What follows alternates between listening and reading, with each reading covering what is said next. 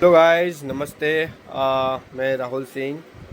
बस क्या बोलते हैं कि मैं आपको जो लेखक हैं शून्य और मैं, जो किताब है या पोएट्री बुक है, छोटी सी स्टार्टिंग किया है उन्होंने, उनसे आज मिलवाना चाहता हूँ, बात कराना चाहता हूँ। वो अपनी किताब के बारे में कुछ बताएंगी। मैं ज़्यादा नहीं बोलूँगा, मैं कुछ उनसे प्रश्न भी नहीं करूँगा। वो बस बताएंगी आपको, और आप उनकी बातों को सुनिएगा, समझिएगा कि उन्होंने कैसे लिखा, क्या लिखा, क्यों लिखा है। चलिए, मैं ज़्यादा बात नहीं करूँगा, बोर नहीं करूँगा सब आप सभी को, ज़्यादा समय नहीं लूँगा। आप बात करिए डायरेक्टली उनसे। हेलो दोस्तों। तो मैं संदीपा कुमारी। आज मैं आपके लिए जो लेकर आई हूँ, ये आज मेरा ही कुछ पंक्तियाँ लिखा हुआ है, जो कि मैं एक बुक का दी हूँ। बुक के तौर पर ये पब्लिश कराया है मैंने। शून्य और मैं, शायद आप लोगों को उल्टा दिख रहा हो, पर ये बुक का नेम शून्य और मैं के नाम से शीर्षक है। इसमें जो मैंने पोएट्री डाली है, कुछ पोएम्स है, लगभग 20-21 पोएम्स होंगे, जो कि मैंने अपने इमोशंस हो या अपने संघर्ष हो, लाइफ के जो भी स्ट्रगल है, वो उन सारी चीज़ों को कुछ पंक्तियों के रूप में लिखी हुई हूँ, जो आप सबके साथ शेयर करना चाहती हूँ। इसका जो डेडिकेशन है, जो एक्नॉलेजमेंट है, या फिर प्रीफेस बोलिए, जो भी है, वो सब आपको एक ब्रीफ करना चाहती हूँ मैं। छोटा सा कहिए यूँ ही कि सारांश के तौर पर मैं कुछ आपसे शेयर करना चाहती हूँ। तो आज मैं आपको इसका डेडिकेशन जो है, वो मैं आपको बताना चाह रही हूँ। तो चलते हम अपने डेडिकेशन की तरफ। जो ये पोएम का डेडिकेशन है, वो मैं आपको बता दे रही हूँ। इन सारी कविताओं को उन सभी खामोश दिलों के नाम है, जो टूटकर भी मुस्कुराना जानते हैं, जो दर्द को अपनी ताकत बनाते हैं और हर बिखरे सपने में नया विश्वास ढूंढते हैं। उन आत्माओं को समर्पित, जो राह कठिन कितनी भी हो, अपने अस्तित्व से समझौता नहीं करते और चुप्पी में भी अपनी पहचान जिंदा रखते हैं। ये उन लोगों के प्रति है जो कि चाहे ज़िंदगी में कितनी भी मुश्किलें आए, कितने भी टकराव हो, चाहे किसी चीज़ से हो, किसी लोग से हो, कितने भी अपने आसपास के लोगों से हो, अपने रिश्ते में हो, वो हर बार एक नई सोच के साथ खड़े होते हैं, एक नए पहल शुरू करते हैं। ये उन लोगों के प्रति डेडिकेशन है।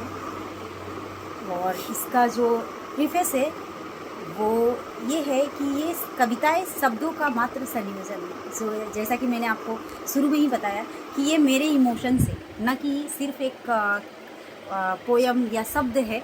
ये मेरे इमोशंस, मेरे स्ट्रगल, सारी चीज़ों को दर्शाता है, बल्कि उन अनकही भावनाओं की अभिव्यक्ति है, जो अक्सर मौन में दबा दी जाती है। यह उन पलों की कहानी है जहाँ दर्द, धैर्य और आत्मसम्मान एक दूसरे से टकराते हुए भी एक नई पहचान को गढ़ते हैं। इन कविताओं में हर पंक्ति संघर्ष से निकली एक सांस है, हर भाव टूटकर फिर से खड़े होने की एक नई कोशिश है। यह रचना जो है उन दिलों के लिए जो हारना नहीं जानते कभी, जो गिर कर भी खुद को संवार लेते हैं। और इसका जो एक्नॉलेजमेंट है, वो इस तरीके से है कि इन कविताओं के सृजन में उन सभी अनुभवों का आभार, जो जीवन ने मुझे सिखाया, जो एक्सपीरियंसेस मुझे मिले हैं, उन सब का आभार, जो दर्द, मौन, संघर्ष, उम्मीद, उन सभी को मेरी तरफ से आभार है। जिन पलों ने मुझे तोड़ा, उसी ने मुझे लिखना सिखाया है। ये हकीकत है, जब भी मैं दुखी हूँ, खुश हूँ, चाहे वो किसी के प्रति हो, चाहे मेरे हस्बैंड है, मम्मी है, इन लॉज है, या कोई भी है, दोस्त है, सबके प्रति है। उन सभी लोगों का धन्यवाद, जो प्रत्यक्ष या अप्रत्यक्ष रूप से मुझे इस सोच, इस पोयम को लिखने में पूरी तरीके से हेल्प किए हुए हैं। जिनकी चुप्पी ने मुझे समझाया है, जिनकी मौजूदगी ने मुझे संभाला है, और उन सभी पाठकों का भी के प्रति कृतज्ञता है, मेरी तरफ से आभार है। धन्यवाद है जो इस पोयम को, इस बुक्स को पूरी तरीके से पढ़ेंगे। एक लाइन भी अगर उनके लाइफ में अपने से जोड़ पाते हैं, एक दूसरे इस पोयम, जो भी पोयम्स है इसमें, उस शब्दों से अपने आप को कनेक्ट कर पाते हैं, तो मेरा लिखना, मेरे इमोशंस जो है शायद कहीं ना कहीं हर किसी को एक हो सकता है एक नई उम्मीद दे, एक नई कोशिश करने की चाह दे। तो ये लिखना मेरा सार्थक हो जाएगा।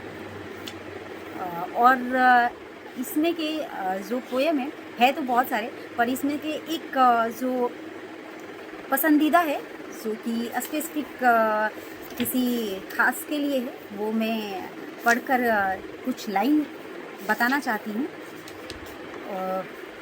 इस पोयम का जो हेडिंग है, जो टाइटल है, वो है मिस्टर राइट। जब खुद में मैं खो जाती हूँ, ये उस इंसान के लिए है जिनसे बेइंतहा मोहब्बत है उनके प्रति है।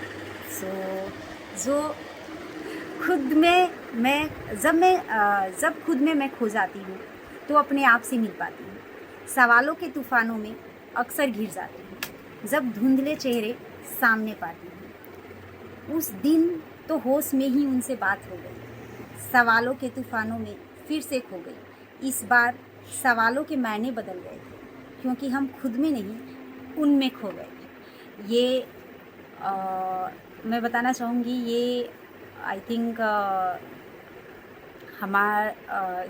जब हमारी शादी फिक्स हुई थी तब की ये इमोशंस है, जो कि हमारी अरेंज मैरिज हुई और हमारी बातचीत नहीं होती थी, और सडन इंगेजमेंट के बाद हमारा लगभग 4-5 महीने बाद हमारी बात शुरू हुई, तब का ये कहानी है, तब के ये इमोशंस है जो आपसे मैं एज अ पोयम शेयर कर रही हूँ।